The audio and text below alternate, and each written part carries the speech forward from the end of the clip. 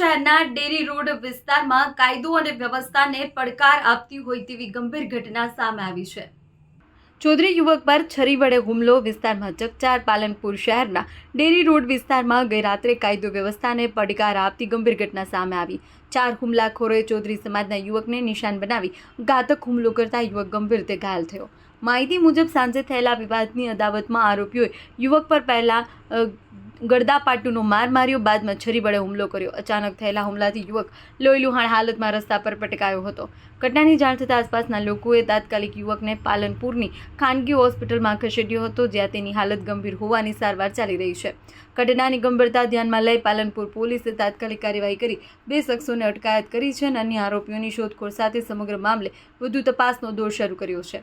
ઉલ્લેખનીય છે કે માત્ર 20 ડિસેમ્બરના રોજ ચૌધરી યુવક પર થયેલા જીવલેણ હુમલામાં એક યુવકની હત્યા થઈ હતી અને માત્ર 7 દિવસમાં ફરી આવી ઘટના સામે આવતા શહેરની કાયદો વ્યવસ્થા પર સવાલો થયા છે। વિસ્તારમાં ભય અને આક્રોશનો માહોલ છે।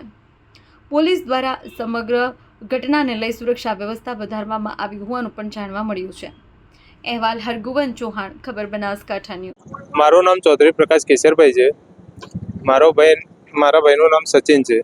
એ રાતે પાલનપુર આવ્યો હતો અને રાતના 10 વાગે આજુબાજુ 4-5 જણ લોકોએ મારા ભાઈ ઉપર જીવલેણ હુમલો કર્યો ચપ્પુ અને છરી વડે અને એને મારી નાખવાની કોશિશ કરી હતી। અને આ પાલનપુરની કાયદો વ્યવસ્થા એટલી કથળાઈ ગઈ છે કે અઠવાડિયામાં આ બીજો બનાવ બન્યો છે। હવે પાલનપુરમાં રહેવું જ મુશ્કેલ થઈ ગયું છે અને કાલ આવનારા સમયમાં આપણા ભાઈ અને બહેનોને આપણે બહાર નહીં મૂકી કે હવે સંજોગો ઊભા થવાના જ છે। એટલે મારે એસપી સાહેબ અને પીઆઈ સાહેબ અને ડીવાયએસપી સાહેબને નમ્ર વિનંતી છે કે મારા ભાઈને જલ્દી સે જલ્દી ન્યાય અપાવો, એ જ મારી વિનંતી। કઈ બાબતને લઈને આ હુમલો કરવામાં આવ્યો? બાબતની તો હજુ કોઈ જાણ થઈ નથી મને, પણ થશે એટલે મારાથી થશે એટલે હું પોલીસ વાળાને જાણ કરીશ। વીરજીભાઈ ચૌધરી, જે પાલનપુરમાં આ ઘટના બની, અત્યારે સાહેબ આજે યુપી બિહાર જેવો પ્રોબ્લેમ અહીંયા થઈ રહ્યો। એટલે આ યુપી બિહાર છે કે ગુજરાતનું પાલનપુર છે? એટલે જો ગુજરાતના પાલનપુરના અંદર જો યુપી બિહાર જેવો જો પ્રશ્નો થતા હોય તો એની પોલીસ ક્યાં ઊંઘી છે?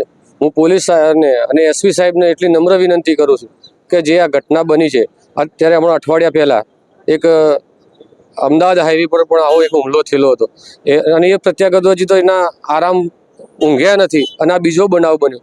જો આવું ને આવું થતું રહેશે તો આ પ્રજાનું શું? અને આજે આ છોકરાને માર્યું, કાલે કોઈ બીજું આવશે બીજાને મારશે।